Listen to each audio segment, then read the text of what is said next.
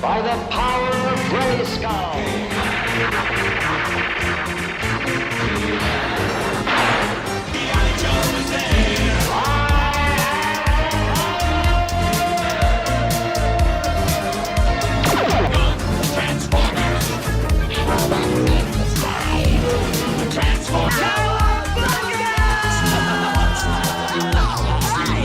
I made a funny. That's a big Twinkie. Hello, everybody, and welcome to another episode of the Toy Aisle. I'm Steve Garcia, and today I'm joined again by my lovely co-host, Aaron. How you doing today? Good. How you doing? I'm doing well. And Ben. Yo, Joe. And if you guys heard that, then today's episode is about G.I. Joe. And man, did I do some research on G.I. Joe. I don't know a lot about the toy line, and since this is a toy show called the Toy Aisle, we will get into the toy aspect of it. But Ben and Aaron, how long has it been since you guys watched the cartoon series? About 7 years for me. It was right before we moved down to Florida that we got on a tear and watched every toy cartoon from the 80s. Oh wow! I've probably watched it a few episodes here and there over the past couple years, but I think the movie kind of holds a special place near and dear to my heart. See, awesome. My favorite thing is the Fensler films redubs of the public service announcements, but that might be beside the point here. Awesome, man. So for those of you listening right now, for the audience, and if you guys don't know about G.I. Joe or its origins or the cartoon series, so do you guys know what G.I. Joe is known in the UK? Action Force. Correct. So G.I. Joe, a real American hero, and again, I'm going to specify that, a real American hero. I don't know what you were actually like, call somebody a real American hero, but whatever that is, that's what G.I. Joe is. And they're also known as Action Force in the UK. And G.I. Joe was a half-hour American animated television series created by Ron Freeman. And if I'm not mistaken, I think Ron Freeman worked on He-Man. If I'm not mistaken, I think he was another creator on the He-Man television series. But literally, it's based on a toy line from Hasbro, and the cartoon ran in syndication from 1983 to 1986. 95 episodes were produced. Hasbro launched the G.I. Joe Real American Hero toy line in 1982 alongside the Marvel Comics series. So Marvel commissioned a fully animated 30-second television commercials, which were broadcast and produced to promote the toy line. And then finally, in the spring of 1982, due to the popularity of the commercials, G.I. Joe came out with a mini-series plot called The Mass Device. And man, I just finished watching that mini-series episode on YouTube, and my mind was blown. Again, like, you guys haven't seen the cartoons for what, like 7 years or something like that? But man, so it's a 5-part miniseries, and in the series, it's a plot called The Mass Device. And in this plot, Cobra is trying to acquire the 3 catalytic elements which power a machine powerful enough to control the weather. And it was 5 episodes. And in the second episode, I couldn't stop laughing because Duke had this like neck kind of like controller around his neck, and Cobra was controlling him like a Street Fighter video game. And then Destro was controlling this He-Man looking guy, and they were just fighting. Like it was like a video game in the second episode. And like I just couldn't stop laughing, man. And I was like, okay, what is going on in this cartoon right now? So G.I. Joe was promoted to a full series in 1985 with an initial order for a first season of 55 more episodes in order to make up and we already spoke about this, the 65 episode syndication. Now, Ben and Aaron, you guys know the G.I. Joe song, right? Yes, I do. I'm not Yes, going to sir. sing it for you, though. Now, I'm just gonna break this down for the audience listening right now. I'm not gonna do the whole song, but G.I. Joe is the code name for America's daring, highly trained special mission force. Its purpose? To defend human freedom against Cobra, a ruthless terrorist organization determined to rule the world. And that's literally one of the most famous things in that theme song. Every time that came on, for some reason, especially after I was done rewatching that YouTube miniseries, every time it came up to that part, I don't know why, I just lost it.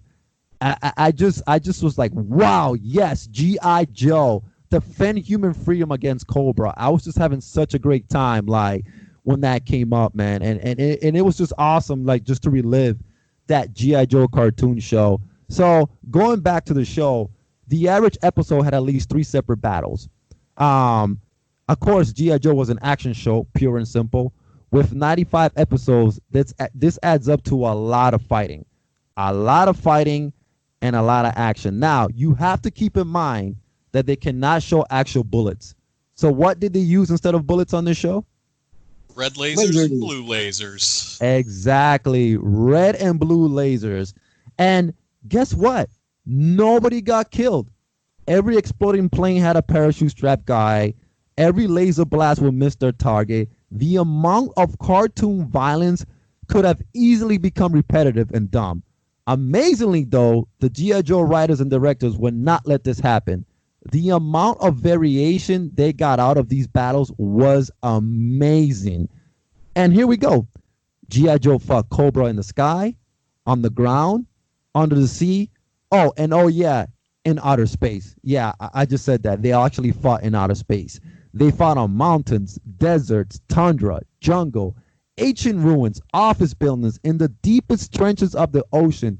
They fought in jets, tanks, hang gliders, jeeps, boats, aircraft carriers, submarines, hovercraft, helicopters, horses, trains, and the list goes on and on and on. So as you can imagine, like, if G.I. Joe was an action cartoon show, these writers had to come up with different plots, different storylines, different everything. I mean, how hard can that be, man? And for a toy line showcasing all those, like, vehicles, trust me, man, like, it was just like a 30-minute toy commercial. Also, the 1980s was really the beginning of widespread racial integration in cartoons. And Ben and Aaron, I believe that during the Mask episode, we talked about racial integration in cartoons in the 80s. Yes. Yeah, and how it was a little bit blundered with Mask with some fakey accents, but it was a good effort nonetheless. Oh, man. So G.I. Joe had so much of that. There are definitely good ways and bad ways of dealing with this diversity. And in the 1980s, it was mostly bad. And I mean really bad. Most of the time, it was a rainbow coalition of token characters. There was one black guy, one Latino, one Asian, maybe a Native American. It was always seemed stiff and forced. But this was not so with G.I. Joe. G.I. Joe was integrated in a way that, at least 20 years ahead of its time, there were multiple African Americans: Stalker, Roadblock, Dyke, Iceberg, Alpine.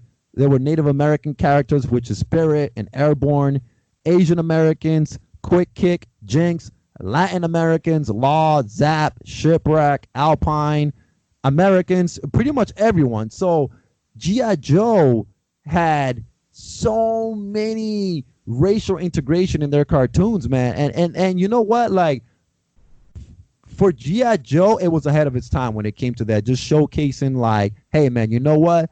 We can all fight Cobra together. It doesn't matter what race you are, doesn't matter the color of your skin, we can all be G.I. Joe together. Now, how many G.I. Joes do you guys think are out there? Are we talking figures or characters? Let's talk characters in the cartoon show. 300. I'm going to go a little lower. In the cartoon, the original cartoon, I'm guessing you probably had 60 to 80. Wow. You know what? You hit the nail on the head there, Ben. So yeah, there were a lot of characters in the G.I. Joe cartoon. There were 16 members of G.I. Joe and 20 in Cobra's High Command. There was not a core team of characters, and every episode dealt with a different group of Joes and Cobras. And they didn't spend a lot of time on just one character development or growth. But that really wasn't the point of the show. Realistically, the point of the show was to what? What was the point of the show in the 80s? Every single cartoon show. To sell toys. Exactly. The point of the show was to get kids to buy the action figures, vehicles, and play sets. Now, the easy way to deal with this many characters is to make them a mirage of different one-dimensional personalities. So they had to take all these characters, 60 G.I. Joe characters, 20 Cobra Commander characters, and make them one-dimensional personalities. And you know that one guy is like a Zen master who speaks only in platitudes. There's this one slub that loves to fart. It's just like different characters. The writers had so much to do in this show. It was just amazing for the time, everything that it had to do, man. So like, if there is just one real reason to watch G.I. Joe, it's this. So for everybody listening right now, if you're gonna go back and watch the cartoon, this is the real reason to watch the show, because the show was freaking weird. G.I. Joe was just all over the place. So the way that I heard it was that Hasbro, the makers of the toys, would give a list to the Sunbow writers of which characters and vehicles to use in each episode. So Hasbro would be like, hey, Ben, Aaron, I want you guys to use these guys in these episodes, and I want you guys to use these vehicles in these episodes. Make a story out of that. Now, that's kind of hard. So Hasbro will be like, we need Deep Six, Recondo, Snow Job, Barbecue, and the Bridge Layer in this one episode. Come on, chop, chop. With that, they will have to construct an episode with a desert specialist, an Arctic specialist, a jungle specialist, and a firefighter. Not to mention putting in an excuse to involve a tank that can lay bridges. While these kind of notes from management could be seen as creatively stifling and, let's face it, kind of crazy, it instead gave the show a feel that anything could happen anywhere at any time. Now, did you guys know that there was a plot in G.I. Joe where Cobra Commander wanted to draw his face on the moon? I don't remember that, but I'm not surprised. It ranks right up there with Megatron building a giant purple griffin in the Transformers cartoon around the same time.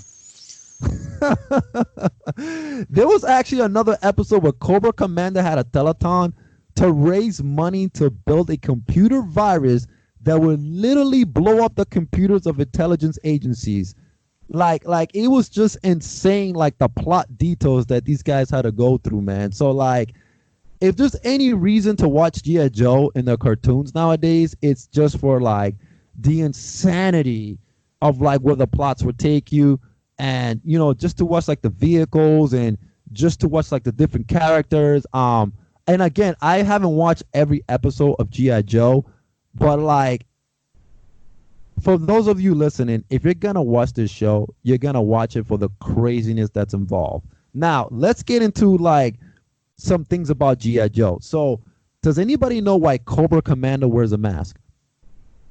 Well, he was disfigured, but and the disfigurement story depends on, you know, if you're reading the comic book or, you know, the cartoon, or later on in the IDW publishings. Like, it's interesting, but his face was somehow disfigured. Yes. And yeah, you know what, Aaron, you're right. Like, I read something that his face was disfigured from a lab accident, and I guess he ended up having like 8 eyes or something like that, and he wears a mask. So I don't know. Ben, have you heard that? I knew it was because his face is disfigured, but I don't remember the story. And again, like comparing it to other series of the time, Skeletor is the same deal, and they didn't cover it in the original cartoon, but the reason he's got a skull for a face is disfigurement. But I think I think Aaron's right that it varies depending on which continuity you're talking about. Yeah, I think that they explained it in the movie. In the movie they kind of showed how this spore burst open and scarred him for life, and that's why he had to wear the mask. And they kind of hinted at it I think it was in one of the first few episodes, how like he was eating or something, and Destro came in and said like, oh, look at your face. And he's like, yeah, it takes a you have to have a stomach to look at my face or something like that. It was pretty interesting, and they never showed his face. But one of the interesting kind of like later on, it's not in the 1980s, but I was reading, I guess there was a IDW publishing or something like that. It was a comic, and it was a mashup between Transformers and G.I. Joe. And it was there was a laser blast that ended up hitting Cobra Commander in the face from a Transformer, and that's how he had to wear the mask. What? Yeah, that is awesome. Yeah, it was pretty interesting, but there's the different timelines and the different publishings of how Cobra Commander has to wear the mask. Yeah, we could probably do a whole episode on G.I. Joe Transformers crossovers, because that's happened like a million times. Oh, that's another episode. That is definitely another episode, because I would love to hear about that. You know what's funny about Cobra is that these guys are always retreating. And, like I was watching this YouTube video of like compilations of Cobra always retreating. Cobra retreat. And the one thing I found funny is that for an evil world organization bent on world domination, they really don't put too much effort into it. Like, these guys are just always retreating. And Destro, to me, seems like the only badass villain on the show. But he also retreats when it gets bad. So to me, if they were to put all their efforts into world domination, they will actually make it happen. They wouldn't even have a problem, Cobra. I'm going to throw this out there. I think the whole thing is a giant money laundering scheme for a bunch of shady weapons manufacturers like Destro. Because, like, think about who's profiting off of this. Destro's running away because he already got his cash. That Cobra's buying all their weapons and lasers and tanks and stuff from Destro. And then G.I. Joe is having to buy all this special equipment and weapons and tanks and bridge layers. So somebody's making a sweet bank off of this whole thing. And it seems awful suspicious, especially considering nobody ever dies. Like, they'd run out of skilled pilots if every Rattler that got shot down took its pilot with it. But the pilots always escape. You just got to buy another, call up Northrop Grumman and order another dozen Rattlers. There's a big government military conspiracy going on here on G.I. Joe. Oh, it's a racket. I'm telling you. This goes really deep, man. This goes really deep. You know what else was good about the G.I. Joe cartoon, guys? Was the PSAs. Those PSAs. Well, like I said, I think the Fensler Films redubs of those PSAs beat the original thing hands down. I'm not sure if you guys are familiar with those. Oh.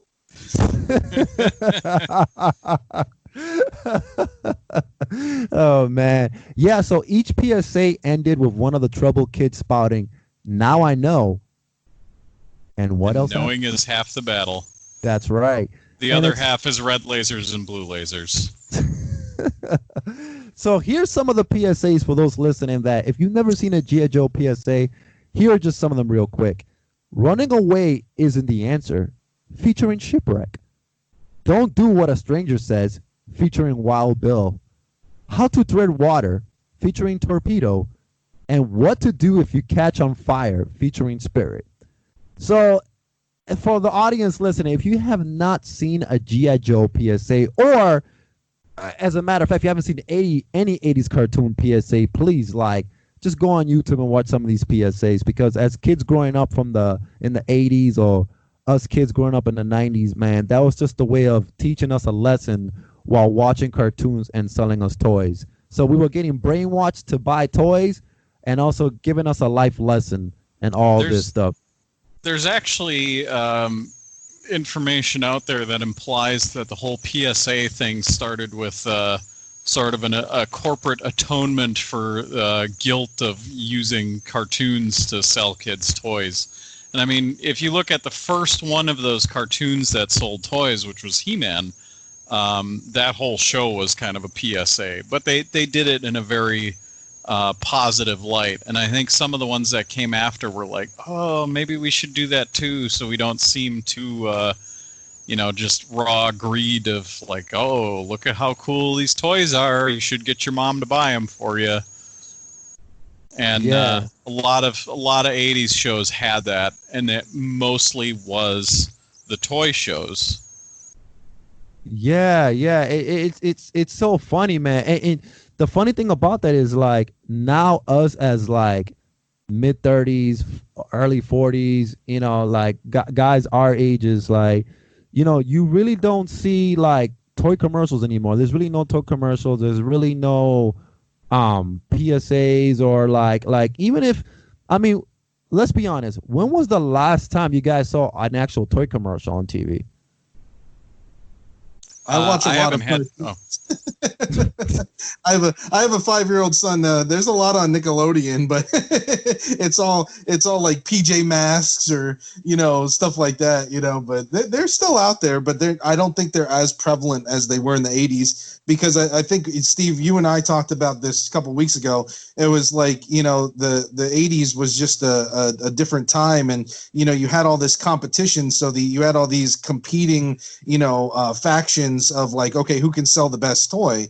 Now I feel like there's a couple, you still have the big names, but there's not a lot of competition, because everyth's like, I guess the competition is between Target and Walmart on who's going to get rights to the exclusive.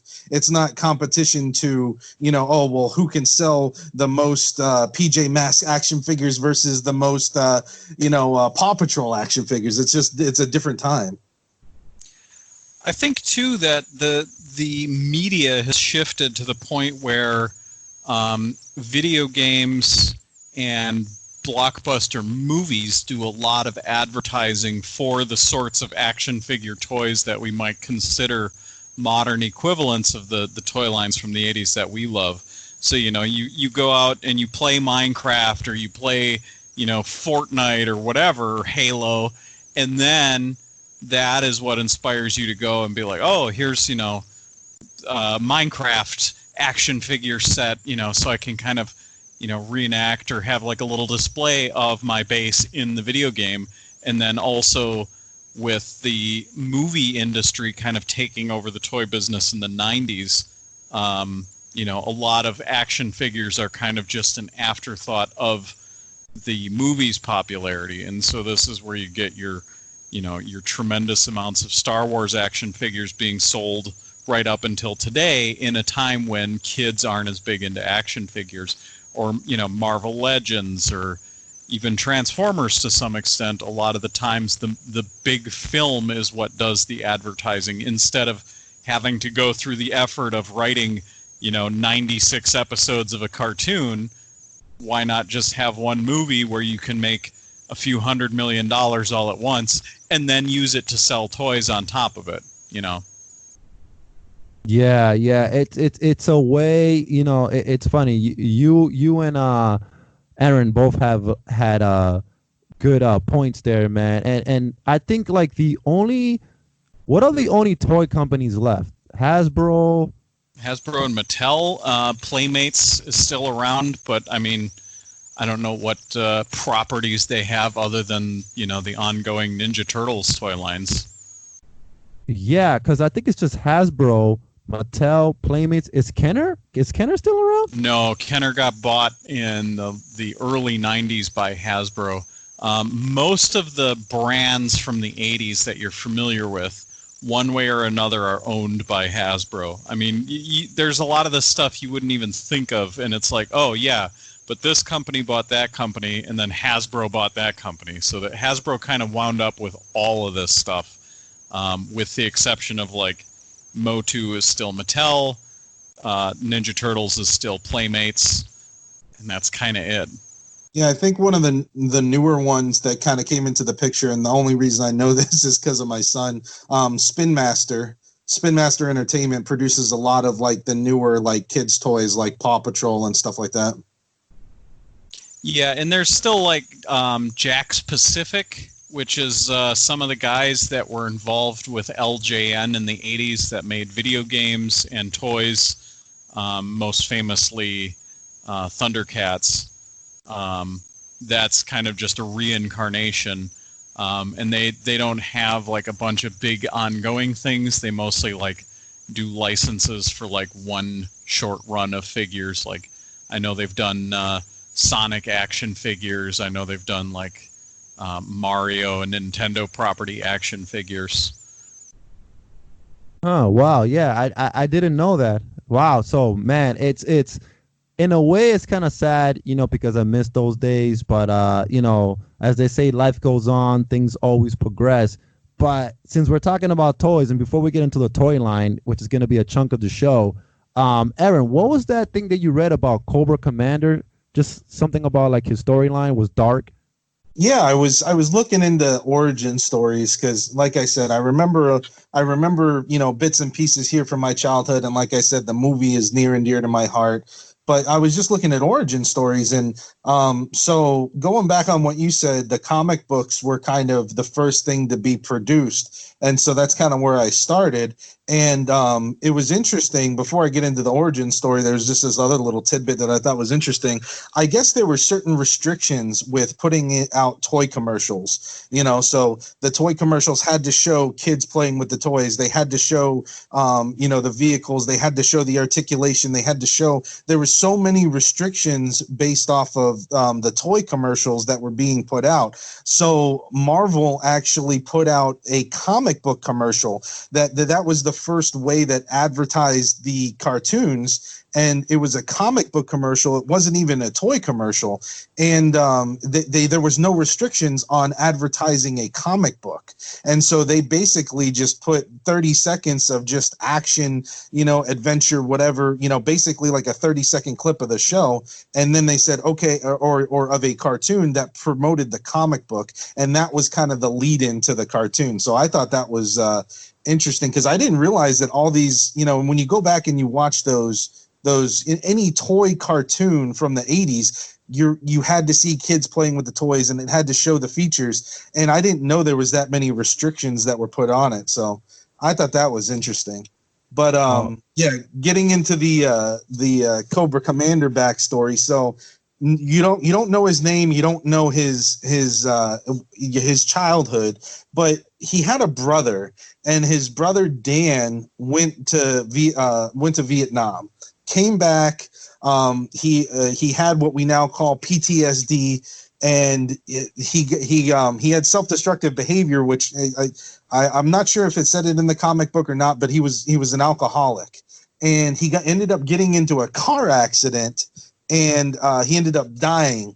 But the one survivor of the car accident ended up to be, Snake Eyes. And so the Cobra Commander, the brother of the guy that died in the car accident, tracked him all the way to Japan, where he, and I know I'm gonna massacre this, but I think it's the Arashikage clan. So he ended up tracking him there, and then kind of hired Zartan, and that was like the beginning story. But to have something that dark of like, even talking about those issues, talking about PTSD and like alcoholism, and then to have like that cause a death, and to even that be like in the storyline for to advertise a kid's comic book it was really interesting that it was that dark that quick, of like how the Cobra Commander, this is why he's evil, is because of this.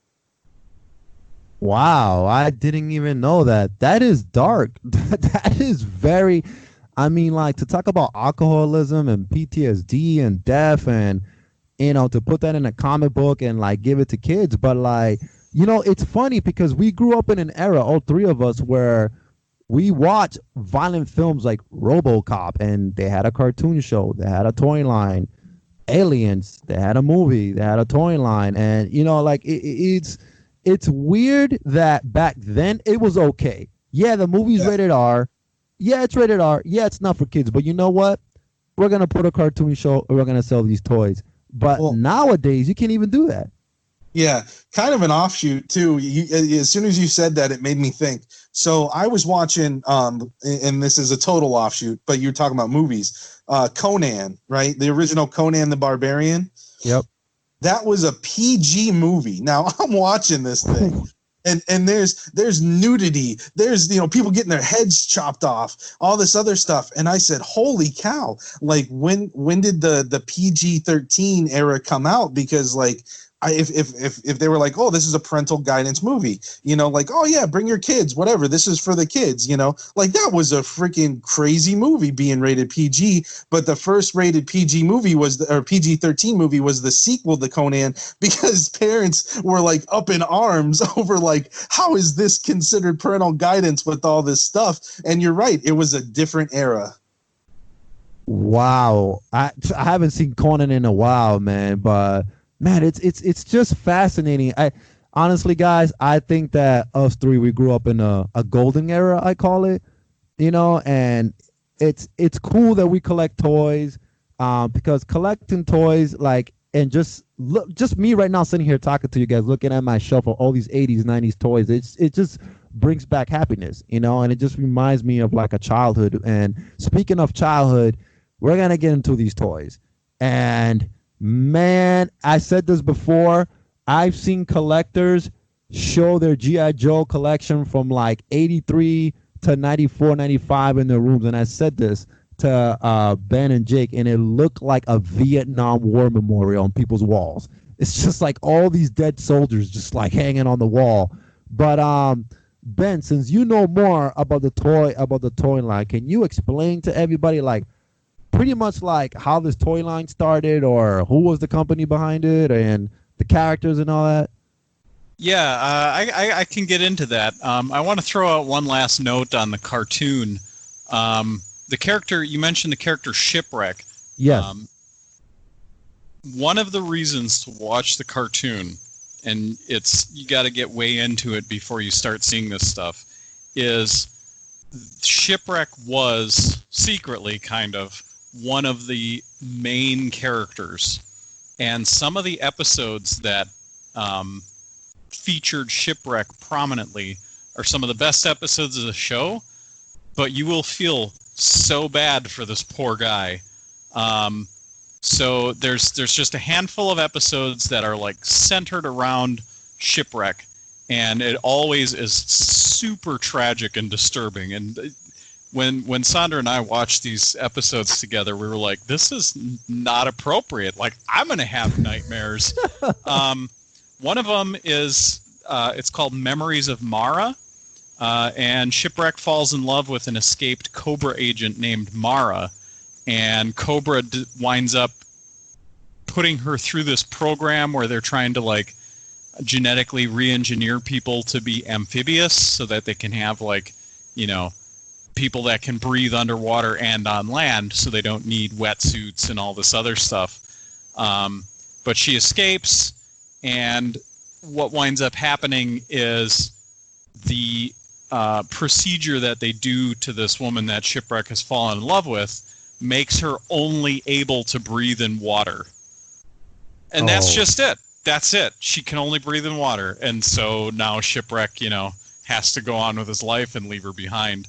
And then the worst one is a two-parter called There's No Place Like Springfield. And Shipwreck is in like his hometown, or a place that's supposed to remind him of his hometown. But the inhabitants are all synthoids. They're not real people. And the whole thing is just like, it's kind of like an MK Ultra like mind control thing that they're testing on him, and it's a little bit what's the analogy I'm looking for here? It's like just gaslighting this poor guy for a two-part episode, and I don't even know how like he stayed on the G.I. Joe team after that, because I was deeply scarred just watching it. It's something that would have been in like an actual rated R horror movie, what they did to Shipwreck in these two episodes. So if you want a more serious and very dark corner of the massive, first run G.I. Joe cartoon. Check out the Shipwreck episodes, but definitely prepare yourself on those because they're not easy to watch. It's not just red lasers and blue lasers for those few episodes. Jesus, I'm gonna start a drinking habit after watching these episodes.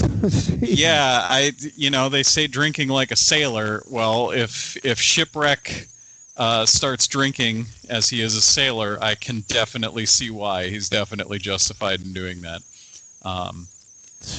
Wow. Yeah. G.I. Joe, man, like the storylines like that you and Aaron just spoke about, it's like hardcore adult rated stuff, but it was aimed towards us back then. And half the stuff would just fly through our heads.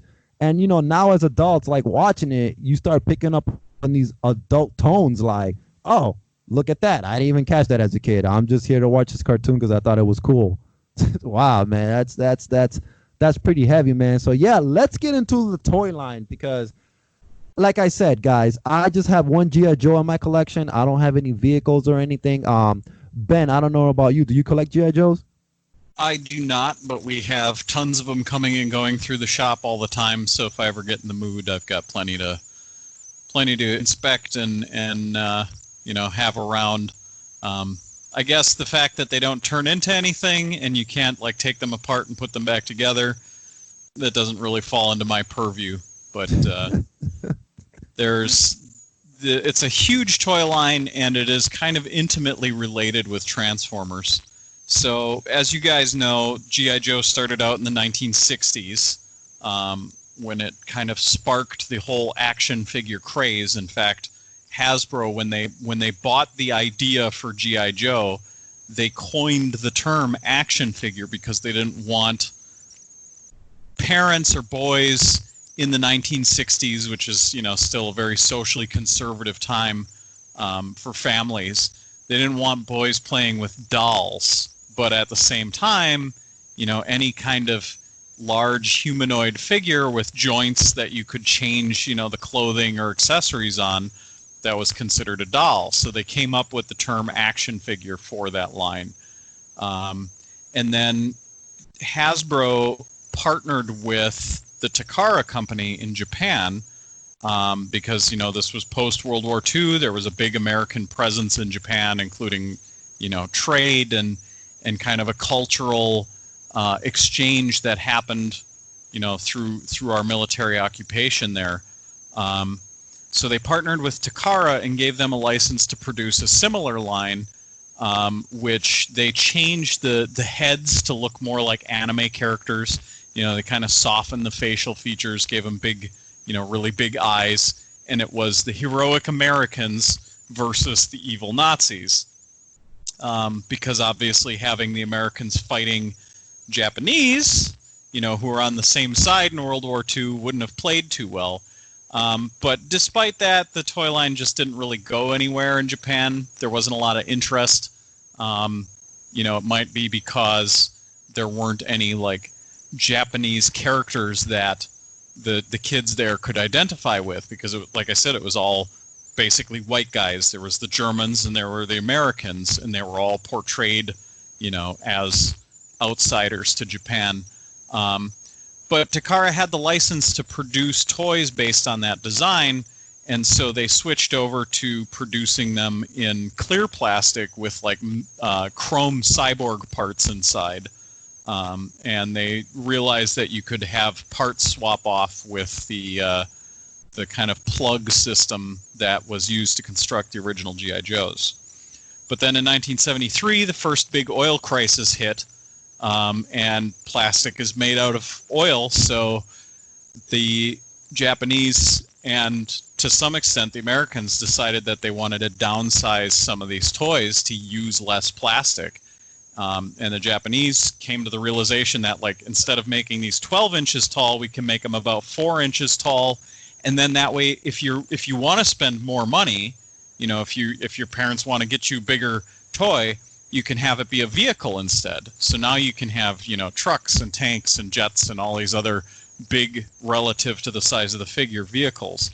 and that was called the Micronauts series in Japan, and they were still clear plastic, but they arrived at a new design where you have like a rubber O-ring that holds the body and the legs together, and it kind of squeezes the hip piece in the middle, and the tension on the O-ring means that you can now pose the figure because it's holding the parts together with enough friction that they hold poses.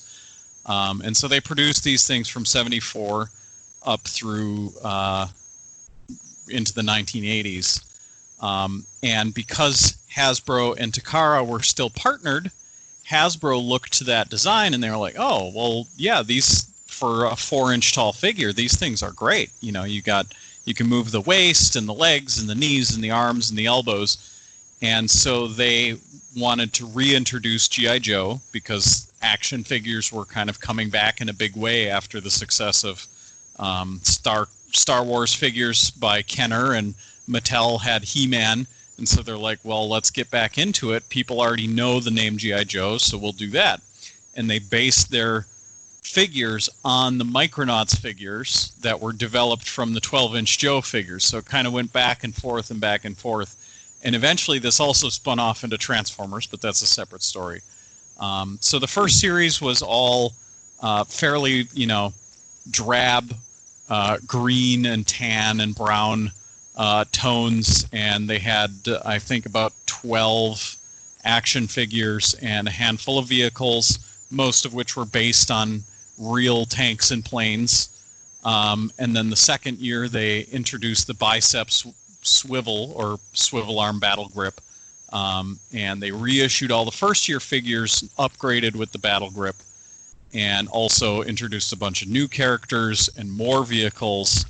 And it just kept growing and growing through the 80s until, kind of a fever pitch by the mid 80s with just tons of stuff coming out.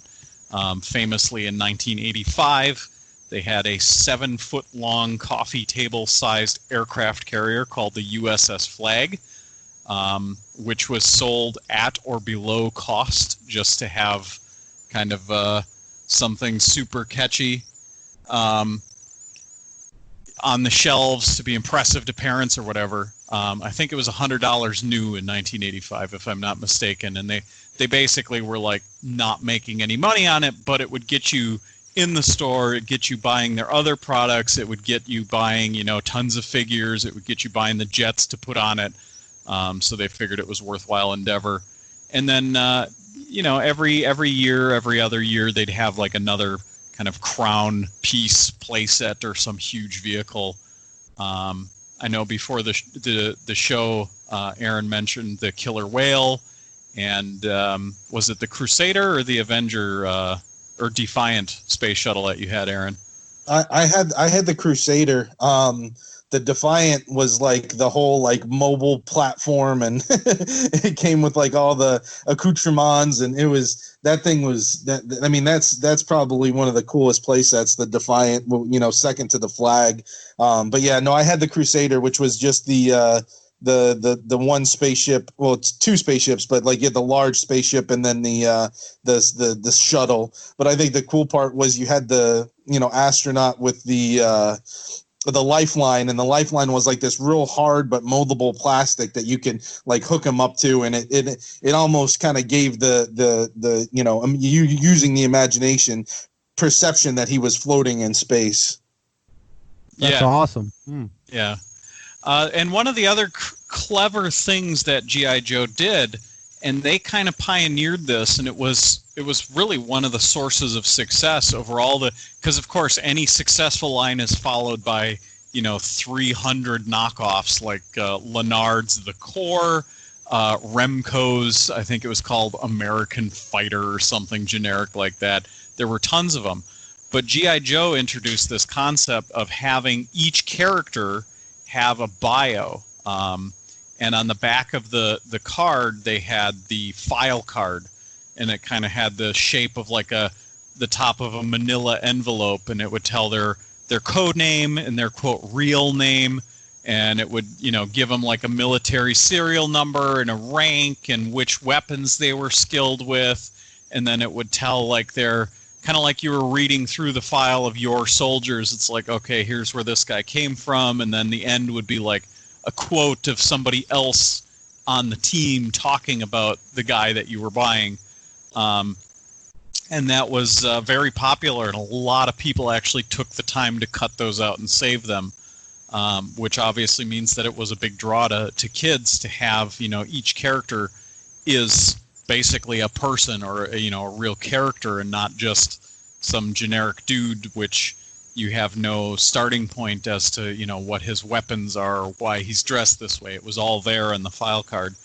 And the other innovation, I don't know if this is an innovation, but all the G.I. Joe vehicles were basically lots of assembly required. Basically, you would get the parts on sprues or runners, like a model kit, and you had to cut it all apart and snap it together in the order that the instructions showed you. And then, decorate it with stickers.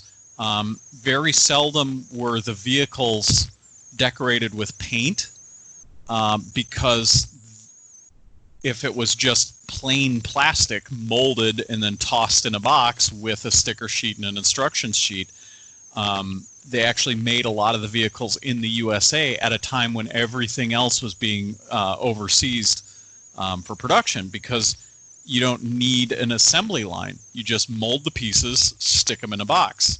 And that also kept the costs very low relative to other toy lines. For $10 in 1985, you'd get, a relatively small transformer, like maybe one of the Autobot cars, like, Blue Streak or Red Alert or Sideswipe, would be $10. But $10 in G.I. Joe would get you like a decently large tank or truck, because there was no assembly in the factory, and so they could just mold it cheaply in the United States, throw it in a cardboard box, and ship it that way. And so a lot of the G.I. Joe vehicles, if you go back in like old Sears, Christmas wish book catalogs, a lot of those vehicles were shockingly cheap. And so for the flag to be $100 and still lose money, they really were putting their effort into that. And of course the thing weighs 50 pounds, but that kind of led to proliferation of G.I. Joe vehicles, more so than a lot of other toy lines, where anything above the $30 mark you don't see much nowadays, because not many of them sold in the 80s, when $30 was, the equivalent of a pretty nice Christmas present in today's money.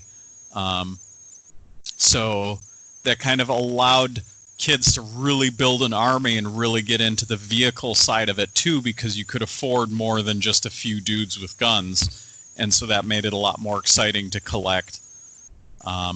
Yeah, I gotta say something about that, man, because you mentioned earlier, Ben, that the USS Flag, when it came out, was $100 originally.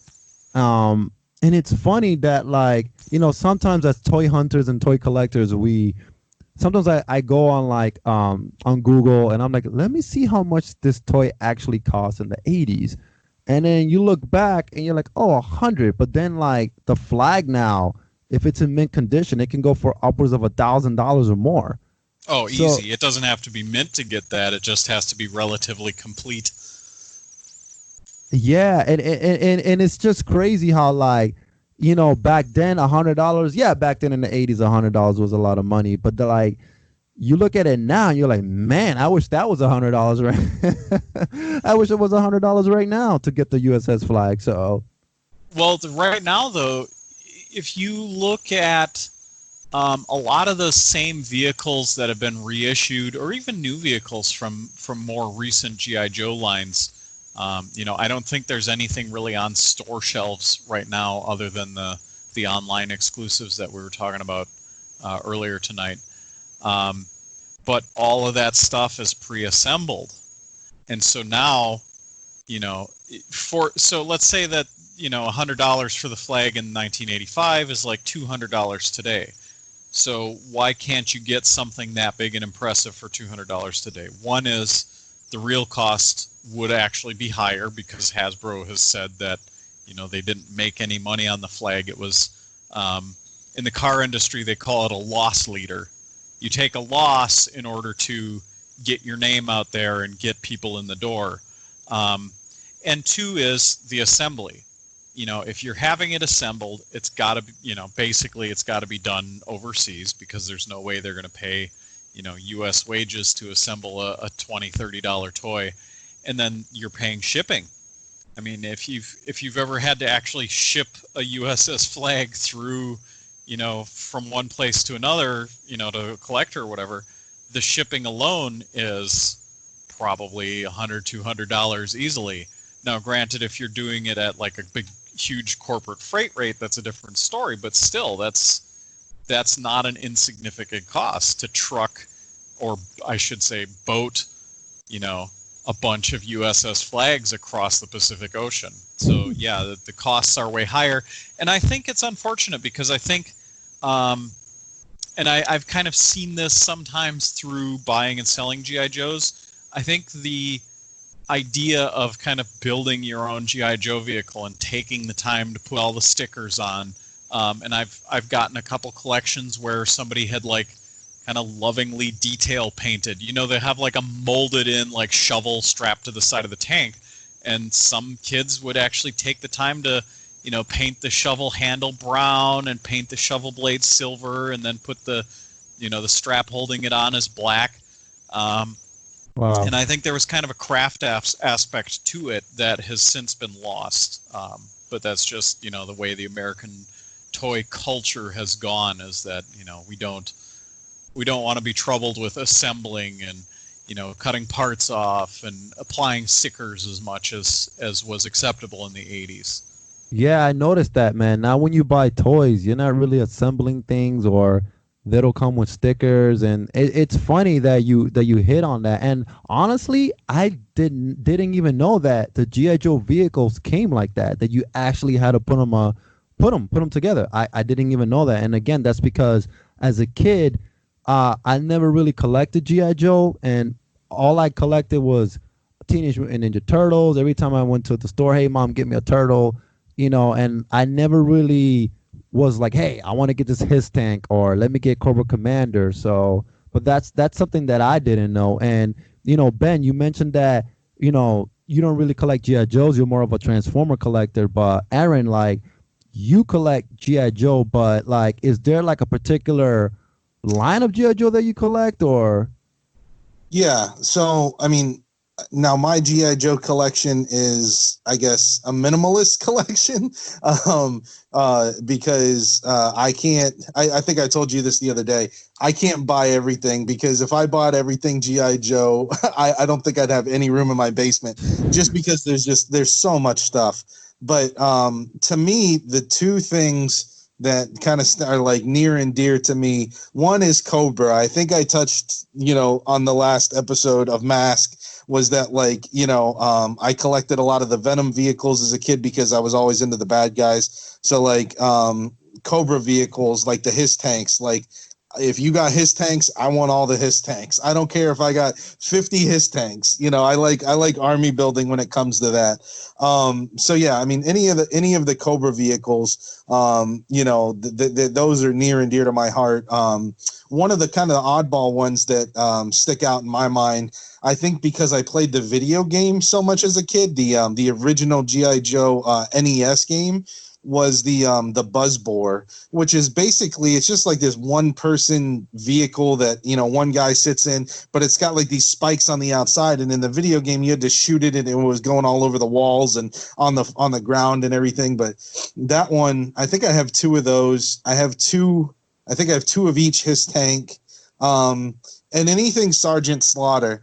I'm a big WWF, WWE guy, and Sergeant Slaughter always kind of had this place near and dear to my heart, because you could watch him on TV, you know, wrestling Hulk Hogan and all this stuff, and then he made the jump over to G.I. Joe and actually became like this real life, you know, embodiment of a person cartoon character. And you know, he was in a lot of the PSAs at the end, or he might have a 30-second clip, and I don't know, for whatever reason, Sergeant Slaughter just has this you know, persona that kind of goes across a lot of different genres. And I had the pleasure of actually meeting him a few years ago, and nicest guy I've ever met, still got that chin, still got that, he's older, but he's still in good shape. And yeah, my G.I. Joe collection is a lot of the bad guys, the Baroness, the Zartans, the Cobra Commanders. Obviously got to just army build, got to get as many Cobra officers as you can.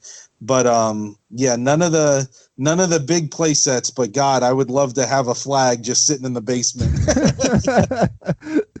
that would be awesome, man. And that's awesome, Aaron, because again, like the only G.I. Joe I have is Sergeant Slaughter with the blue tank top on. So Ben, for the audience listening right now, let's say somebody were to tell you, hey, I want to collect for G.I. Joe. I want to collect the first series. Where does the first series start? From what year to what year does that end? So a lot of collectors consider, quote, the first series to be 1982, which was when they started the 4-inch scale, to 1995, which was there was continuous production of 4-inch scale.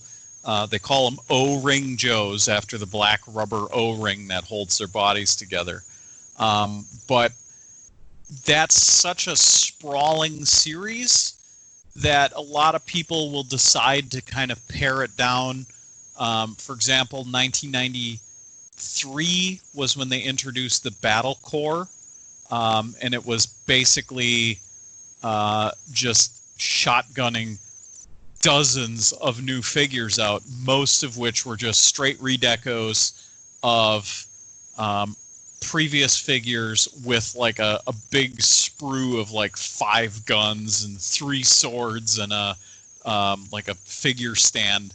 And so there's kind of a blurry line prior to that where they got away from the sort of quasi-realistic or at least sci-fi aesthetic into the 90s aesthetic, which was definitely like everybody has to have a huge missile launcher and like 30 rifles and 5 different swords and a stand because they couldn't stand on their own 2 feet carrying all this equipment. So I guess I would tend to put the break and say that Battle Corps is almost a separate series because the packaging no longer bears the name A Real American Hero. It just says G.I. Joe Battle Corps. But then you've got all these other spin-off series along the way that, some of them are really clearly part of the original line, like Tiger Force and Python Patrol and Slaughter's Marauders, where it's kind of like a subgroup of the original line. And then the Battle Corps 90s era stuff is a little more questionable because they don't say that it's Real American Hero. And then you've got and so they ceased production in 95, and they had nothing for 96. And then in 97, they had the Real American Hero Collection, their term, which was largely reissues of older figures with new paint. And when I say older, I'm talking about now the stuff that was solidly Real American Hero era. And then at the end of that is the kind of the terminus of the O-ring era. So generally, I'd say people either are going to be collecting all O-ring Joes, which includes the 90s stuff because they're that same body construction, or they're going to pick a date, after which the series doesn't interest them anymore. Usually that end date is between like 1988 and 1991 or 2. If they're going to kind of curtail their collection to quote the original stuff. But yeah, I guess I would say the official first series most clearly runs from 82 to 93, with 93 to 95 being possibly its own thing. Wow. It's like, I don't know which, and I want to hear from you guys, like which toy line from the 80s, maybe even 78, 79, is the most extensive toy line to collect for? Is it G.I. Joe, Transformers. Now, are you talking like brand everything that's ever been done on that name, or are you talking about continuous production from the 70s or 80s? Yeah, like everything ever done for that brand. Like, is it Star Wars, G.I. Joe, Transformers? Probably Star Wars. Okay, yeah, that's what I was thinking. I was thinking Star Wars too, man. And Like the original Star Wars series isn't that huge. It's definitely way smaller than G.I. Joe, especially considering it was produced over the course of almost 10 years. They didn't wind up with that many unique pieces. But just think of all the Star Wars stuff that's ever been produced. You know, there's just mountains of it. And if you're saying everything ever done, you know, Star Wars, you had all the Micro Machines, you got Star Wars Hot Wheels, you got Star Wars, you know, anything that has been produced by humans has a Star Wars version for it somewhere. And so that makes it extensive. What's that? I said, Spaceballs the flamethrower, Spaceballs the cushions. Exactly. I mean, Spaceballs was intentionally making fun of the Star Wars merchandising, you know, because it was already that sprawling. But I think G.I. Joe is one of the biggest toy series from the 70s or 80s. Like, if you're talking about like just Transformers G1 versus just the original Ninja Turtles versus just the original Motu, I think G.I. Joe is the biggest of those because it was so sprawling and it lasted, you know, depending on how you count, 12 to 15 years before they said, okay, we're stopping now, and now we're doing something different. It's still G.I. Joe, but it's now this G.I. Joe or G.I. Joe Extreme or whatever. yeah, it's just amazing because, like, as a person that doesn't know a lot about Joe's, me and Aaron, and we told you this, Ben, we go to this freaking flea market that we go to every Sunday to buy toys, and you know, me and Aaron will be looking at toys on the table, and there'll be a bin just full of G.I. Joes. And I know the original guys, Cobra Commander, Scarlet, Duke, Snake Eyes. I can tell who those guys are. But, like, then you have, like, another guy come and he's like, oh, my God, this is so-and-so, and this is so-and-so. And look, this is so-and-so with the blue pants and so-and-so with the brown pants. And I'm standing there with Aaron. I'm just like, wow, some guys really know their stuff, because I couldn't even begin looking at a bin full of G.I. Joes, who's who and who's what. Yeah, I think it takes, you know, I think with anything, Steve, it just takes time. I mean, I think if you really sat down there and you looked at the websites, I will plug this website because I use it a lot, yojo.com. You know, that's probably one of the more extensive G.I. Joe websites in regards to identifying Joe parts and vehicles and stuff like that. But I mean, you know, I was browsing that, and you know, it's just, I think it's just, if you take the time, like you and I, you know, we know the Turtles, we know the Ghostbusters, you know, Thundercats. I mean, the only reason that we know those things is because, you know, we took the time to do it. But it's also, it holds a special place in our hearts because that was the toys that we collected. I think certain guys that collected G.I. Joes, they know the names because they had them as a kid, you know. Like one of the guys that sticks out in my mind is, you know, from G.I. Joe is Globulus, just because, you know, that figure was just so prominent because it was the only Joe that was released that didn't have legs. It had the big long tail because it was the big, you know, snake guy from the movie. And B, it was just one of those figures that just was just kind of out of this world in the ideas. And, you know, I think it's just when you take the time to go, okay, yeah, this Joe goes with that. I think the interesting part, or not the interesting part, but the kind of like, hey, you know your stuff, is if you can look at a pile of guns and weapons and all that stuff, like we talk about Dave at the flea market, and we passed this up, Steve, 2 weeks ago, you know, because I ended up getting a his tank from a guy 2 weeks ago. That's and right. he had this like bucket of weapons. And Dave's like, you didn't buy those weapons? And I said, Dave, I don't know G.I. Joe weapons. and he's like, well, there's like $100 in this bin, you know, of weapons. This one goes to this guy and this one goes to this guy. And I was like, and I think you and I both said we need to learn more about G.I. Joe. We did say that. there's a lot to learn, but I think if you take the time and you kind of sit there and go, okay, you know, this goes to that or this goes to this. I think that's all it is, you know, kind of dedicating that time to educating yourself. But you're going to dedicate a lot of time educating yourself about G.I. Joe just because there's so many parts, pieces, etc. Because like Ben said, you had to build it. So imagine the amount of pieces that came in a box for a vehicle, you know, that they could be missing or could be lost that some kid didn't put together. Yeah. Man. On that note, with the vehicles, so Yojo is kind of the preeminent site for identifying stuff. Although I'm unashamedly going to plug the fact that I'm currently building a G.I. Joe Real American Hero collector's guide on Transformerland. I just looked. I have 2,100 photos that are either up or going up. Oh my God. And entering all this stuff in the database. Now this, mind you, that 2,100 photos is only covering up through like 92 right now. Oh my God. So yeah, there's a lot. There is a lot. And the further you go into it, the more parts each figure has. You know, like 1982, Series 1, you've got like Scarlet. She comes with a crossbow. That's it. You know, most of these guys from 82, it's like, okay, you get your figure, you get a helmet, you get a backpack, you get a gun. That's it.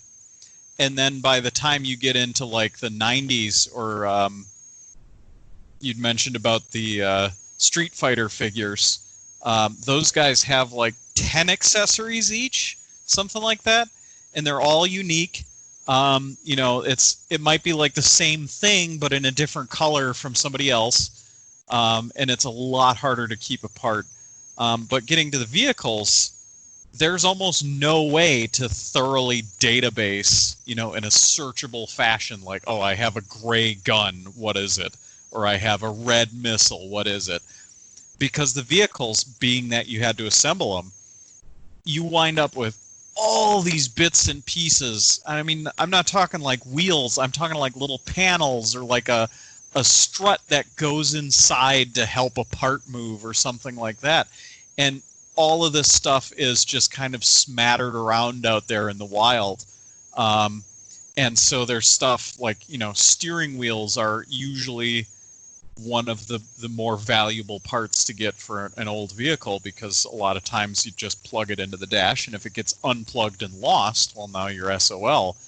And then, of course, there's a lot of radio antennas. Some of them are only an inch long, you know, so you have an inch long straight stick of plastic, and your mom's like, what is this garbage? And throws it away. You know, you've got like the little clips that hold the USS Flag deck together that are about a 1/4 inch across. But yeah, there's just so much random stuff. Kind of getting into a little more personal, informal commentary here. I have a saying around our shop that there is no such thing as a complete G.I. Joe vehicle, because when I prepare an update for G.I. Joe vehicles, you know, I have big bins of parts, and I have them sorted by, you know, all the most common vehicles that we get. Like, say I've got a gallon bag of parts for the Rattler, and I'll go through and try and make sure that this Rattler that I'm about to sell has all the missiles, it's got all the wings, it's got all the engine covers, all the little guns, everything that goes with it. And then after the pictures are taken, like the inventory photographs, I will go to describe it, and I'm like, oh my God, thing's got a broken bomb tab on the bottom. I didn't even notice that, you know, and there's just endless amounts of swearing about shit, how did I forget to put the little like gun tip in the bag with this one, you know? And so then I got to go back and be like, oh, do I have one of these? Can I, you know, Photoshop it in that it actually has the 11th missile, you know, that it's supposed to come with? It's pretty infuriating. And some of the vehicles are defined by one tiny part. Like the USS Flag, famously, there's a part called the fantail railing. And basically at the back of the boat, there's a lower deck with a gun turret, and there's this little white handrail that plugs in to keep the guy from falling off, man overboard. And an original fantail railing will run you about $100. Just that little piece of railing. It's about 3 inches long. Of course, a lot of this stuff has been reproduced because there's only so many originals to go around, and in an era when vintage toy collecting has become so widespread, the demand on a lot of these things is increasing drastically.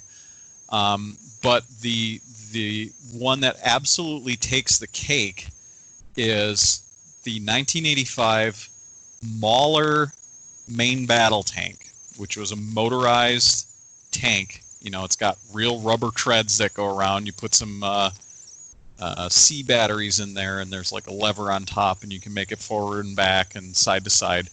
The driver of the main battle tank, his name is Heavy Metal, and he looks like a typical like movie style tank driver, with the kind of leather cap with the headset built into it. Yeah. And there's a microphone boom. It's just this little curly cue of brown plastic, and it plugs into a hole in his like earphone, and it's supposed to kind of wrap around his face to his mouth. And there's a bunch of G.I. Joe figures that have microphone booms like that were removable. They're all lost. Every last one of them, fight me.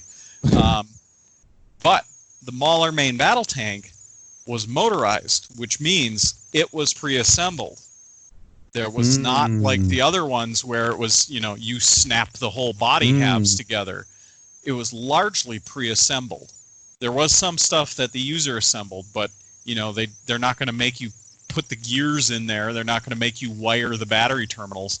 So the main body of the tank is all pre-assembled, which means it was fairly expensive as G.I. Joes go. It was one of the more expensive ones, other than the huge stuff like the Flag or the Defiant and Crusader or the Terrordrome.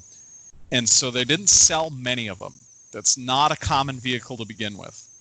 So now you've got this little tiny brown piece of junk microphone from a rare set, and it just sticks in his face, and it doesn't look like anything on its own.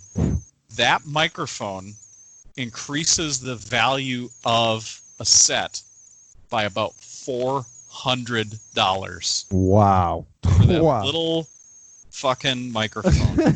Wow. So you got a Mauler that's got all the antennas, it's got like a spare wheel. It's got like he's got a submachine gun that's unique to him. And it's got like a rifle sling on the submachine gun. Of course, the rifle sling always breaks off. But you got everything there. Other than the microphone, you're looking at about $250 for a nice one. But as soon as that microphone is in the picture, you're talking $650, $700 for the set. Or, $500 for just the driver with the microphone and the gun. Jesus, just $500 for the driver. Man, It's insane. Here's something else. A lot of Joe collectors don't do the vehicles. Really? They're like, the vehicles are too big, and I agree. Like the G.I. Joe vehicles are one of the biggest space hogs at Transformerland's shop. Like there's so many of them because they were cheap, and they're also big relative to a Transformer or even a He-Man vehicle. The biggest He-Man vehicle's a medium G.I. Joe vehicle. Never mind, these 2.5-foot long fighter jets and, 7-foot long aircraft carriers and all this stuff. So a lot of people will just do the figures because they're compact. Once you're talking figures only, you can fit, 100 of them on a small shelf. So there's a huge demand for just the vehicle drivers. And a lot of the vehicle drivers were actually sold by themselves as like a mail-away thing. But Heavy Metal, the mail-away version of him, didn't come with the microphone. Wow. So Wow. the only way to get the microphone in the 80s was to get the whole tank. My mind is blown as I'm listening to you, Ben, because again, like I don't know much about G.I. Joe, but just listening to how much that figure will go for with everything included, it's just insane. So let me ask you this, Ben. Let's say me and Aaron, right? And this is for the audience listening.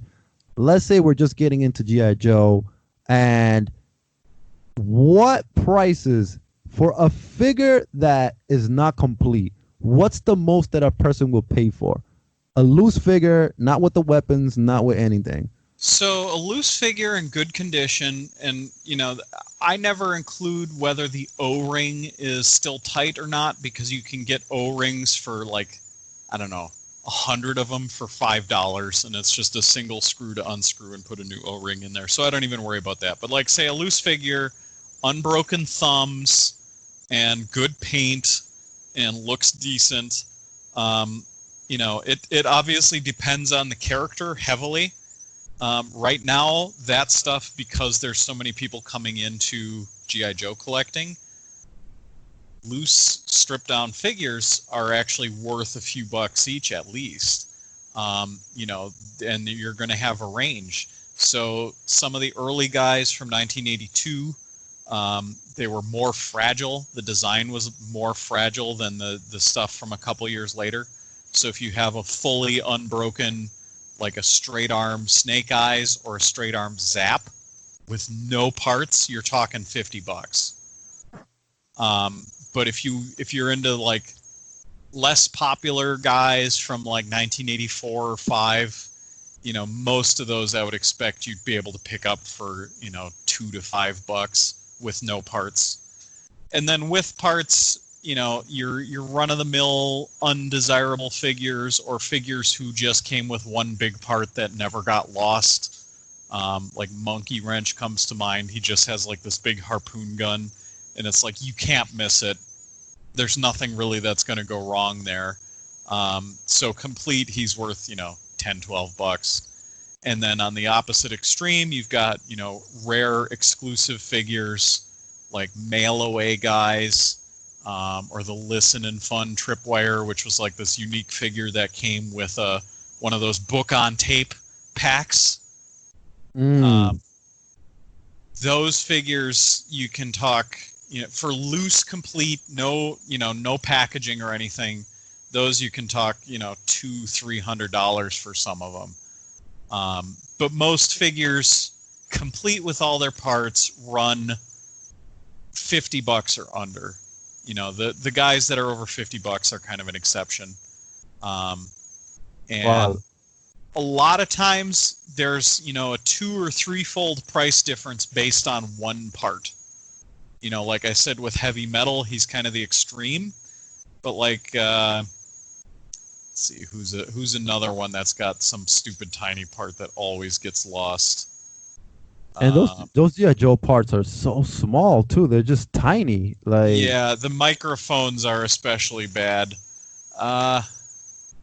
wow. Like, I can't even imagine like what you're going through in the shop just trying to get these parts, and I can't even fathom. Like, it's infuriating.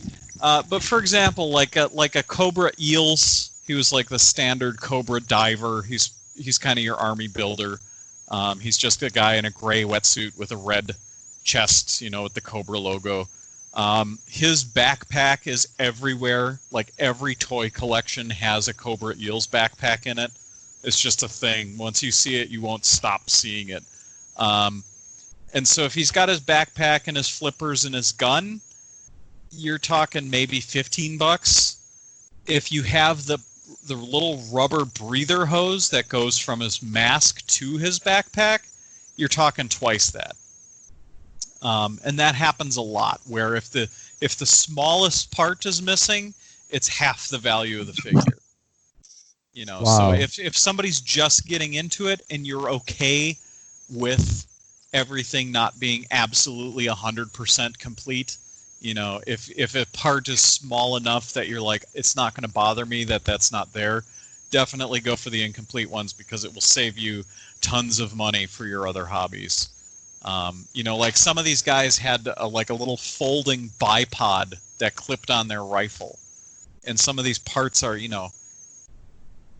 eighth of an inch.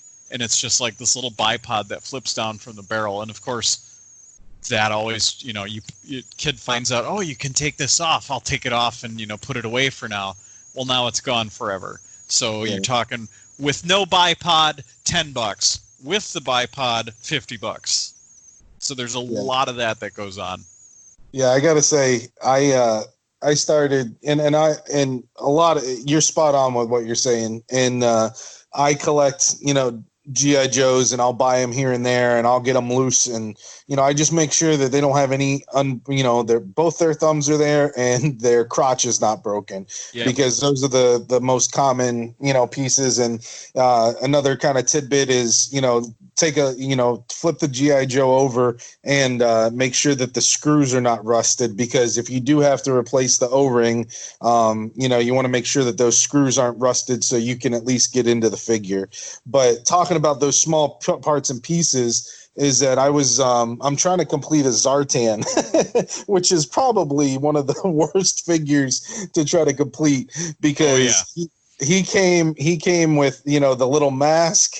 It's a little face mask in a box that you can change the look of his face. He came with clip-on armor that could change in the sunlight, and then he came with the swamp skier that folded up into this little box that he could tow behind him. And that swamp skier is probably 20 or so parts in itself. So I got a couple parts of the swamp skier, and I'm missing all the parts to him. But yeah, I mean, like, just talking about one figure that I'd say a Zartan that has maybe some parts of the swamp skier, you're looking at maybe $15. But then if you have a complete Zartan with everything, because he actually came in a vehicle box because he had so many accessories, and that was the first way that you could get Zartan, was probably, I think, going rate for a complete Zartan with everything is like $110 or something like that now. Oh, 150. Oh my God. Yeah. Well, here's the dirty secret. Zartan's not even rare, because like Aaron said, he was in a vehicle box, but like I said, vehicles are cheap. I bet you that thing costs $6 new. Your average carded figure is probably $3. Well, the swamp skier's not that big. It's just like this little, it's like the size of a snow sled, Right. But because the swamp skier's made out of 20 parts, and all those parts are small, and they break when you take them, put them together, take them apart, put them together, take them apart. Well, pretty soon all your clip tabs are gone, and then he's got those leg pads, so you hit the nail on the head. It's just the figure with some parts, $15. 100%, $150. And that is the story of G.I. Joes condensed into one thing. Yeah. And getting back to what you said, I think one thing that's unique about G.I. Joes is that you can service them. If the thumbs aren't broke, from jamming the gun in and out of their hand a million times, and the crotch isn't broke, which was just kind of, some figures it was particularly thin, like they didn't have much gap between the thighs, and so the plastic there is like super thin, and if you move their legs just wrong, it'll pop off. Or like maybe the plastic that figure is made out of kind of deteriorated over time. I've had them pop just picking a figure up, and it'll snap off. Most of them don't do that, thankfully, but it's a thing. If their legs have completely fallen off, if the screw is rusty but you can get it out, all of that stuff you can just go buy. Like there's 3 screws on each figure. One goes into the back, one goes into the inside of each thigh, and it sandwiches over this metal like clothing hanger. It's like a hook with a bar, and then the legs go on the ends of the bar. All of that hardware, the screws, the rubber O-ring, the leg bar, all of that stuff you can just buy. So as long as you can get it apart, like Aaron said, if it's not so rusty where that screw's going to strip out the minute you put a screwdriver to it, I would recommend getting a really good screwdriver, something that's really going to bite into every screw, and not something that's a little dull where if it slips you're going to strip your screws out. Get a good screwdriver, and you can just buy those parts like by the hundreds and fix them up as much as you want, as long as the plastic itself isn't broke. And that's something that's fairly unique for 80s toys. You know, most of them, once something's broke, it's broke, or once something's worn out, it's worn out.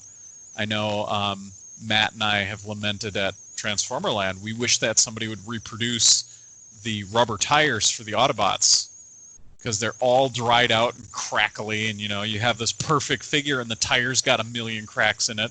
Well, what do? You're stuck. You know, unless you have another figure that happens to have tires that survived 30 years in good condition, you're stuck.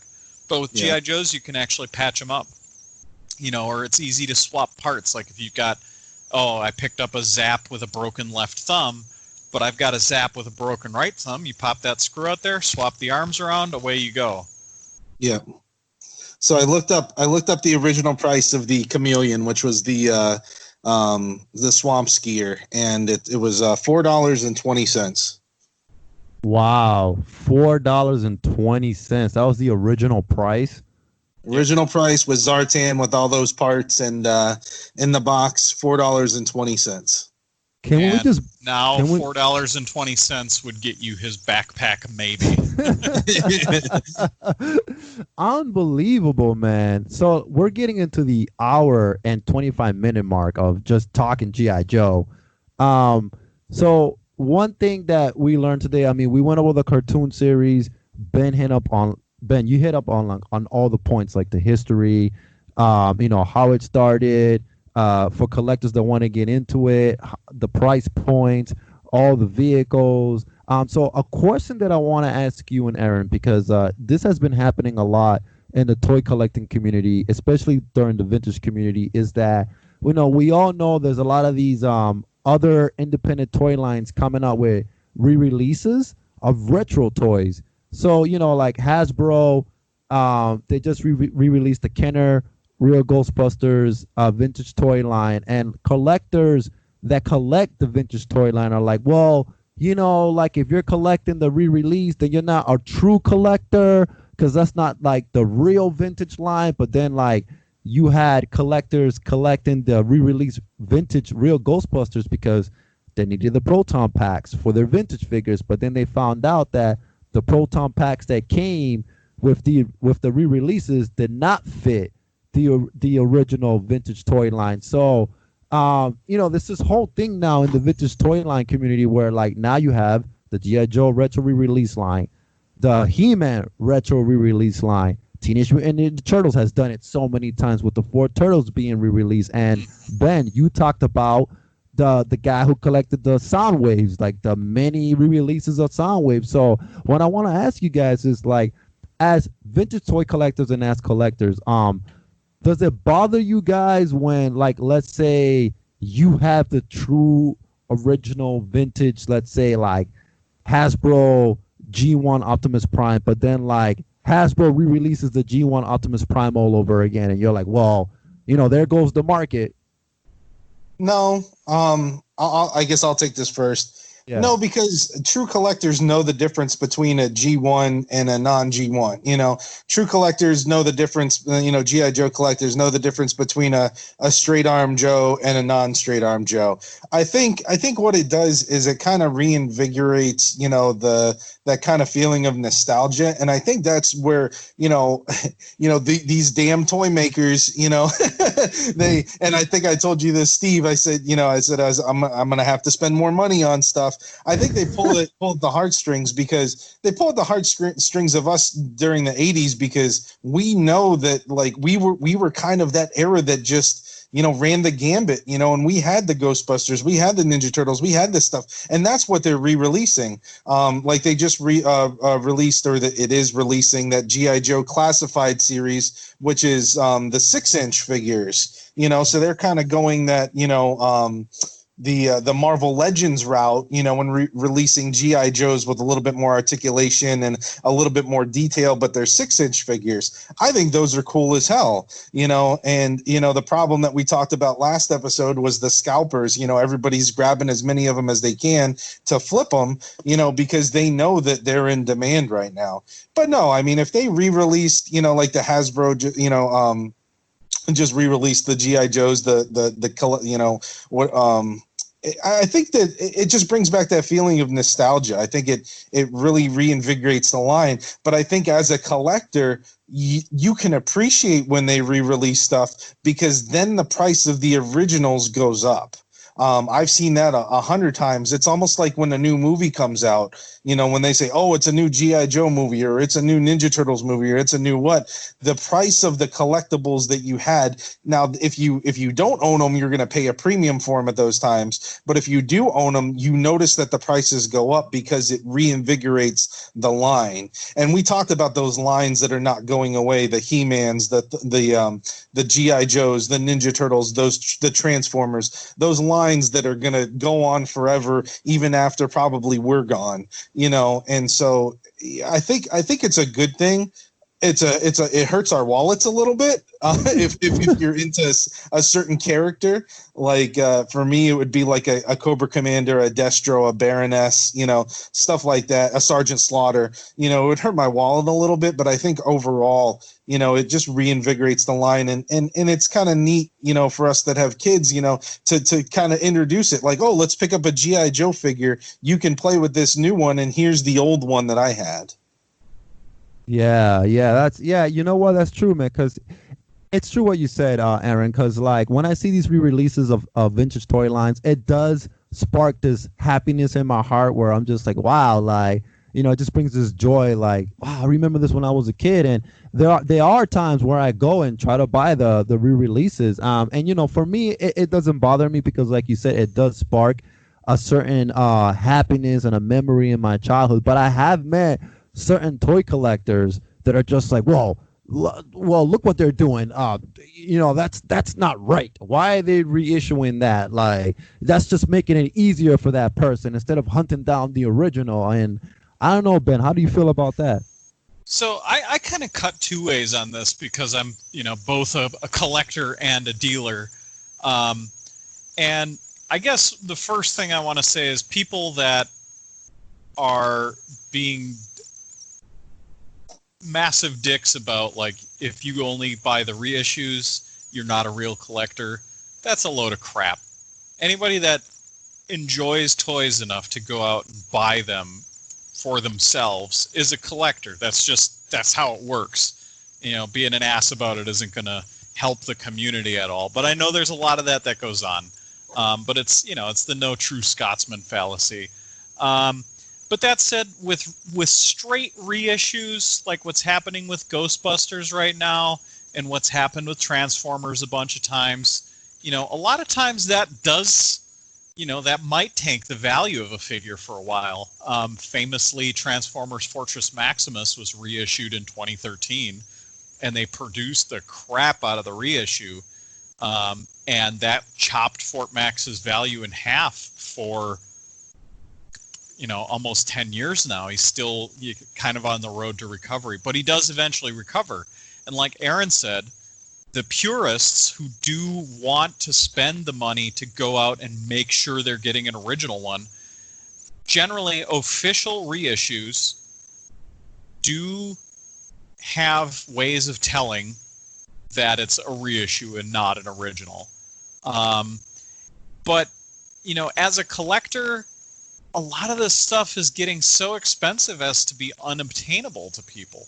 And so if they're going to reissue it and it does bring more people into the hobby at a financial level that they can handle and get enjoyment out of it, especially in the kind of economic crunch that we've been in, and it's going to get worse. For people to go out and just, oh yeah, Egon was my favorite, I'm going to go grab an Egon at Walmart. That's great. I don't see anything wrong with that.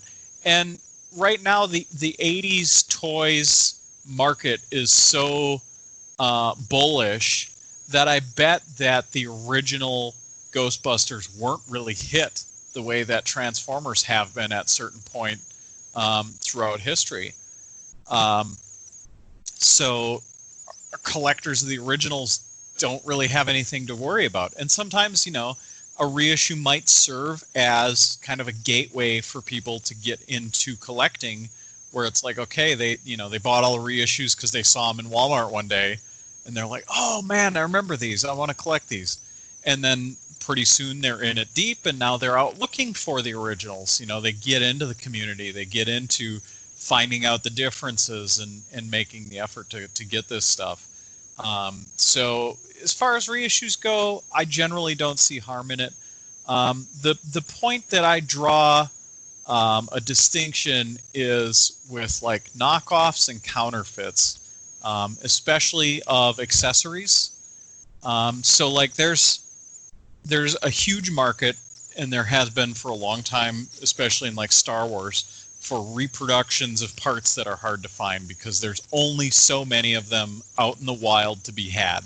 You know, there's only so many heavy metal microphones that weren't thrown away, 30 years ago. So if you want to display it, you can go on eBay and get a repro one for $5. And that's fine up to the point where somebody tries to pass it as the real deal. Because that I hate that shit. That's dishonest.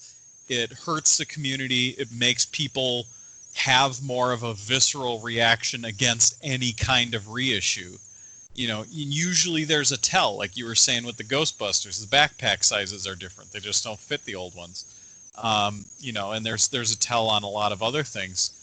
And so as long as there is a way of distinguishing a reissue or a reproduction, I'm okay with it because it allows people to have things that they might not otherwise be able to have.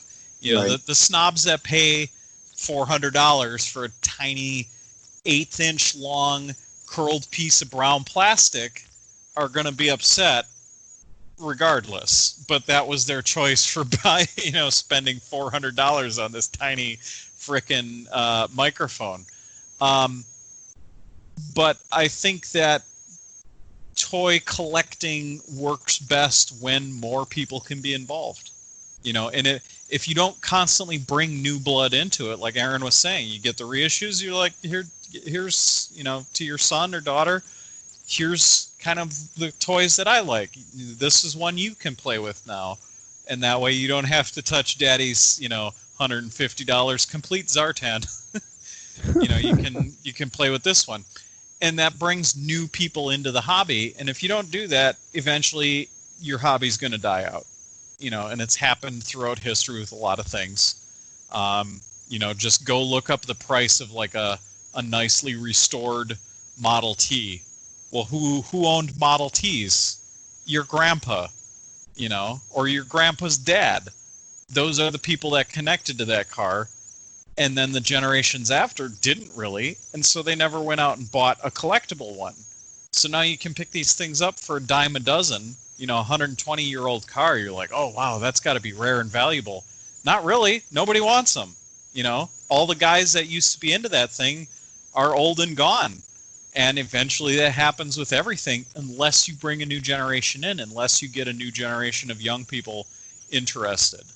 And I'm all for that, I'm younger than most 80s toy collectors, and I'm friends with, Jake is younger than me still. And so that's good to get that kind of, new age range involved in these hobbies, and the reissues are a great way of doing that.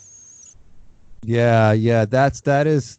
I mean, like both you and Aaron had like powerful points there, and it's true, man. It's just a way to bring in the new generation and keep the toy collecting community going, and pass on the things that we loved, when we were kids. And I mean, it's honestly right now it's one of the best times to be a toy collector. There's just so much out there, so much to collect. Like I said, there's a lot of independent toy lines like NECA, Diamond Select, Super 7. There's a bunch of other independent toy lines making a lot of, and actually the fans on Instagram, I've seen a lot of fan toy lines or fan created toys like Turtles, G.I. Joes that just look amazing. Like, for example, I don't know if you guys remember the cartoon Dinosaurs from like the early 90s, late 80s. And there were these dinosaurs that when they landed on Earth, they can talk English, but they were dressed in like military fatigue. And there was a toy line made, but it only ended up in Mexico.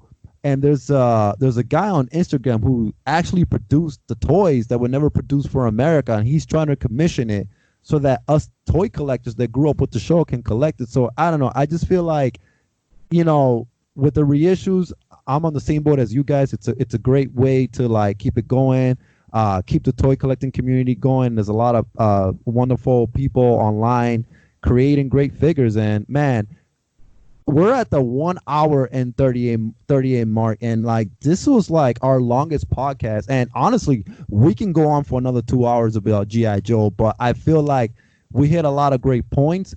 And Ben, is there anything that we missed? Because we spoke about the original toy line, how it started, the prices, some of the vehicles, if people want to get into it, what they're gonna pay. I don't know. How do you feel? I feel like we hit most of the big points here. Yeah, I tried to get a pretty good primer out there. Obviously, with the line being so huge, there's a lot of like really specific information, like, if you're going to get into collecting some of the more expensive vehicles, what should you look for, all that. But I think as a general overview, I think we pretty much covered all the ground.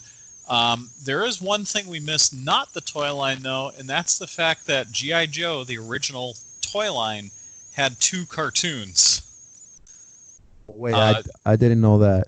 Okay, there was a second series produced starting in, I think, 1989 by Deke Entertainment.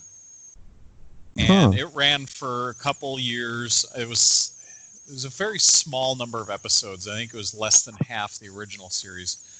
But I think I actually had information on that because the original was produced by Marvel. Yeah, Marvel and Sunbow. Right, and then because that was that 65 episode minimum rule that we talked about last time for syndication, and then in the 3rd season they lost the rights to Deke, and then 1989 to 1991 it was another 44 episodes. But yeah, Deke Entertainment took over in '89. Oh wow! Yeah, and the storylines are largely unrelated, but there's enough of a gap between them where it's plausibly the same, like, characters in the same universe. But it was kind of a different animal, and I guess it didn't stand out to me as much as the first cartoon. But maybe we'll have to do another follow-up on some of the other G.I. Joe stuff in the future. I can probably wrap that up pretty quickly in a bow, because that was something I wanted to talk about real quick. Anyways, it was because of the movie. So the movie was never released in theaters. The G.I. Joe movie. It was a release straight to home video, and then they kind of released it kind of like the 5-part miniseries, on TV later on. But that movie. The reason it wasn't released in theaters was because of the failure of the Transformers movie and the My Little Pony movie. So they didn't want to release the G.I. Joe movie, even though it probably would have done better than the 2 in the theaters. And one thing that happened in the movie that I found was interesting that you touched on at the beginning, Steve, was that nobody died, right? Nobody died in any of the cartoons, any of the stuff. Well, Duke in the movie, spoiler alert, if you never watched the movie, turn off the mic if you're listening. Stop here. Spoiler alert. Duke gets shot with a Serpentor's arrow, which is like this, he basically takes a snake kind of like out of Conan the Barbarian, ends up turning it into the bow and arrow, shoots Duke through the heart. The writer of the movie was like, Duke's dead. He's dead. He dies. Whatever, because they were reintroducing the new toys in the new toy line. They were cycling out the old, bringing back in the new. Because of Optimus. Okay, spoiler alert. If you've never seen the Transformers movies, turn it off. If you've never seen the Transformers movies, because of Optimus Prime dying in the original movie, and that scarred kids for life. I think we talked about that last time. That was why they said, nope, Duke's not dead. He's just in a coma, and they brought him back. But yeah, it was really interesting that like they went that route, because that was the whole point of the movie, was to cycle out the old and bring in the new. And that's when Deke Entertainment took it over. They kind of ran with that idea, but there was supposed to be the season 3 was supposed to be Zammot and Tomax bringing in a new kind of fresh look at Cobra, and instead of Cobra, it was going to be called the Coil. What? Yeah. Okay, I didn't even know any of this. Yeah, so that was kind of like, that was the movie segue into the show, but then Deke Entertainment took it over, and they kind of segued into the a different line, because obviously they had different writers. Wow, I didn't even know that.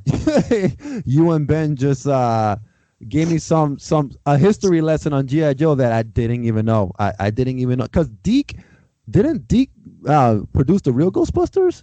They did. Deke did do Ghostbusters, real Ghostbusters. He did a lot of shows in the 80s. They did quite a few. I think that was kind of one of the major productions, and I think that's why I don't know if they ended up getting in a bidding war with Marvel, or if they just lost the rights, and kind of like, if you don't pay to keep your patents up, somebody can come in and scoop up a patent. I don't know if that's what happened with the G.I. Joe. I don't know where that line was drawn, but Deke ended up scooping it up. It's weird because there was that gap of like 3 years with no cartoon on the air, so it kind of makes me think that the Sunbow Marvel cartoon just wasn't getting the ratings, and Hasbro hung it up for a while like they did with other brands. Transformers didn't have a cartoon for the last several years, and then they probably brought in Deke as a try to rejuvenate it, going into the 90s.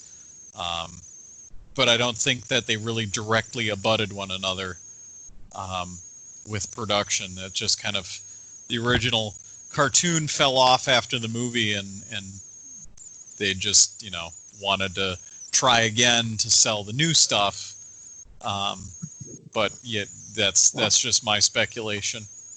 Yeah, it's funny. I'm just looking up here online because I guess it says in 2008, Deke was acquired by the Cookie Jar Group. Then it was folded into it. As of 2012, most of the Deke library is currently owned by Wild Brain, formerly DHX Media, after DHX acquired the Cookie Jar Group on October 22nd of 2012. Huh. So this media group, Wild Brain, currently owns all of the Deke library since 2012. Interesting. I didn't even know that. Hasbro gobbling up all the toy companies from the 80s. Yeah, wow, man. Listen, we learned so much today, and the audience listening right now, we can keep going on and on about G.I. Joe and the cartoons, and Ben and Aaron, thank you for that, for saying that stuff about the 89 cartoon and breaking it down for us. That's something I didn't know. So I hope everybody listening to this episode of G.I. Joe, learned a little bit about something. I know I did. Again, I don't know everything about toys. I wish I knew everything about toys, but I'm learning. I'm learning about G.I. Joe, Transformers, and Masters of the Universe right now. Those are the 3 lines I'm trying to learn more of, and thank God I have Ben when it comes to Transformers. So, Ben, you are my Obi-Wan Kenobi when it comes to Transformers. So, you got it, man. Whenever you want to do that 500-part miniseries on Transformers, I'm ready. Guys, this was great. This was another great episode. And like I said, this was almost 2 hours, an hour and 47 minutes. And for those listening, you can find us on YouTube at Zero Box Price Podcast. Don't forget to hit the like button and subscribe to us. Also, you can follow Zero Box Price Podcast at anchor.fm and head over to our Facebook page at Cereal Box Prize Podcast. Ben, is there anything you want to plug in? Like I said, look forward to Transformerland.com having its own shiny new G.I. Joe Real American Hero Collector's Guide. I've been rolling it out gradually. If you know our site well enough, you'll be able to find your way there. Once I get to a point where I'm liking how it looks, we'll get it published everywhere and have big, highly visible links to check out. And coincidentally, we will be listing some G.I. Joe figures and vehicles on the website for sale next week. Awesome. Aaron, was there a toy that you were looking for before? You plugged in a toy last time. You're looking for something, right? I'm always looking, you know that. No, I mean, for the GI Joe lines, you know, like I said, you know, it's all about the bad guys and vehicles. So I'm always looking for, you know, I guess you could say right now I'm looking for Zartan parts. You know, if we're talking GI Joe, but any Hiss tanks, any Buzz Bores, anything that any Cobra vehicles. I mean, that's the stuff that I like. Let's talk after the show. Awesome. So for those listening, if you didn't know anything about GI Joe, now you know, and knowing is half the battle. Thank you everybody for listening, and thank you for Ben and Aaron, and we are out of here for another episode of The Toy Aisle.